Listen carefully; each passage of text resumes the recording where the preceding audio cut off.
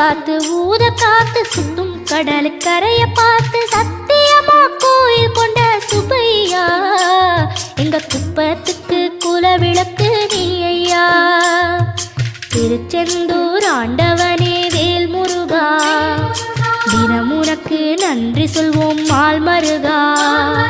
திருவடியில் தவம் இருப்போம் திருமுருகா தீர்ப்பெழுது நலமெனவே வடிவழகா வேல் முருகா.